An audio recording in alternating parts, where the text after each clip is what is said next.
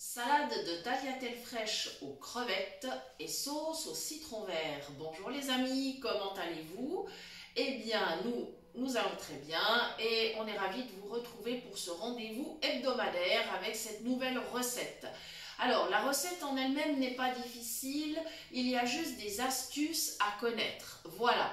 Je commence par la sauce et après je vous donne les astuces pour les tagliatelles, pour les crevettes, histoire que tout se passe bien et que notre salade, elle soit tout à fait gourmande.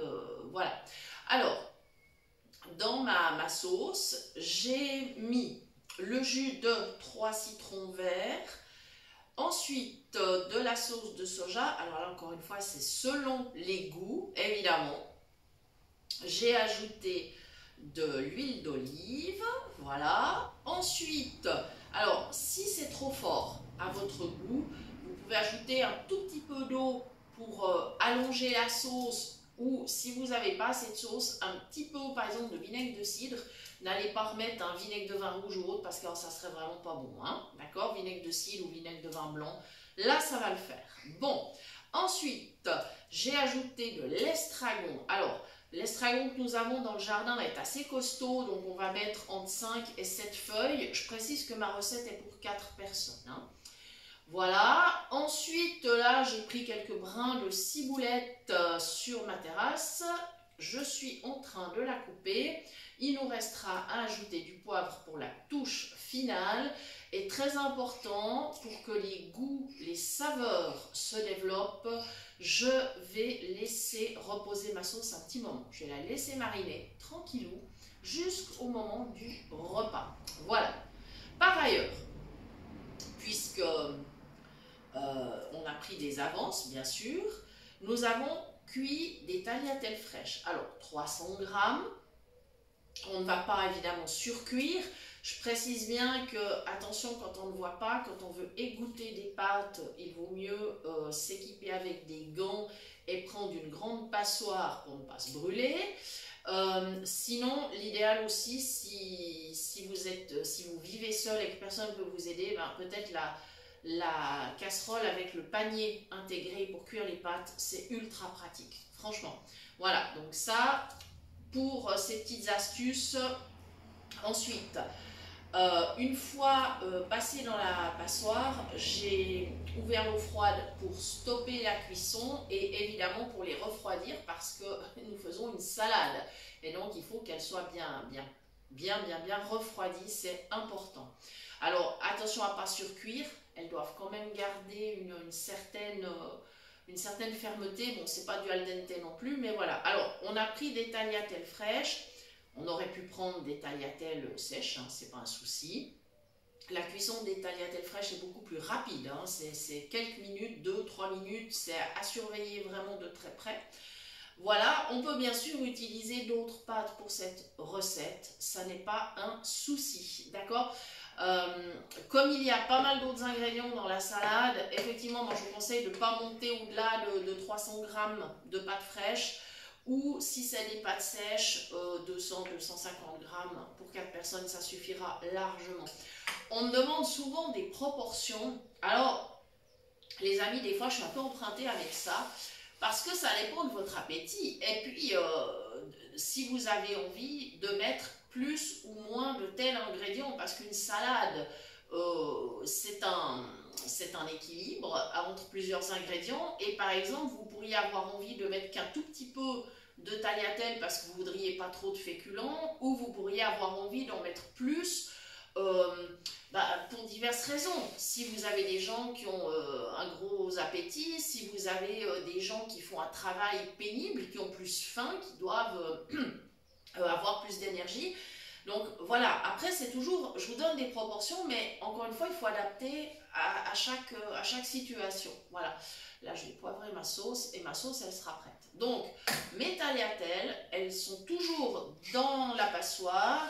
Je les ai mises dans un plat en verre pour qu'elles continuent à égoutter tranquille, et ce sera comme ça jusqu'au moment de servir. Comme ça, j'aurai pas l'eau des pâtes qui va venir dans ma sauce de salade, ça serait vraiment trop dommage, d'accord? Voilà. D'un autre côté, j'ai préparé les crevettes. Alors, Évidemment, vous avez le choix, crevettes fraîches, crevettes surgelées.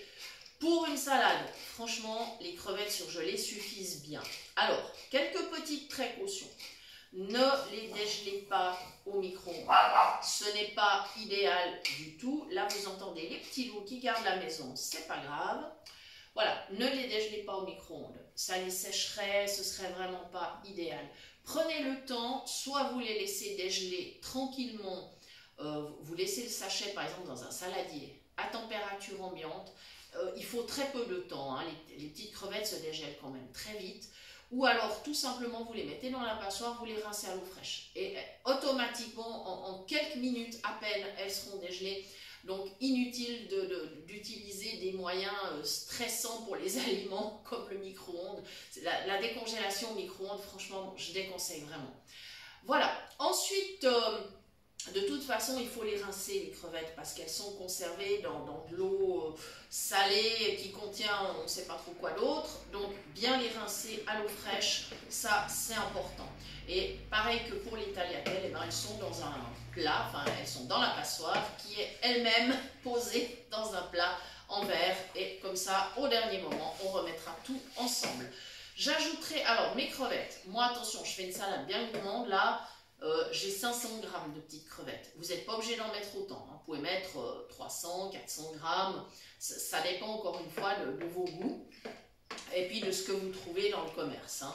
Voilà. Donc, ça, le poids, c'est à vous de déterminer. Dans ma salade, j'ajouterai encore un concombre. J'ajouterai encore de la tomate. Alors, je verrai le volume de salade que j'ai. Ça sera peut-être une, deux.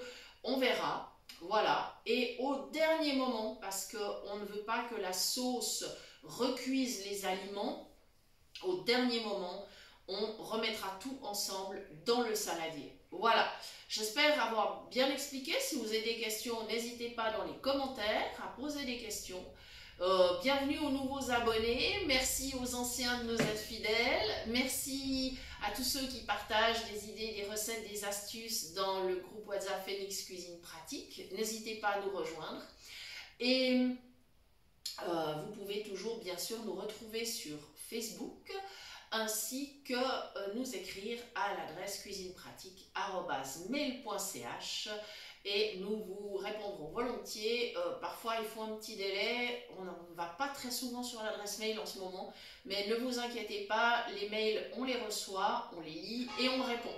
Voilà, donc on vous souhaite à tous une super fin de journée, parce que là nous ça va être un repas du soir en fait.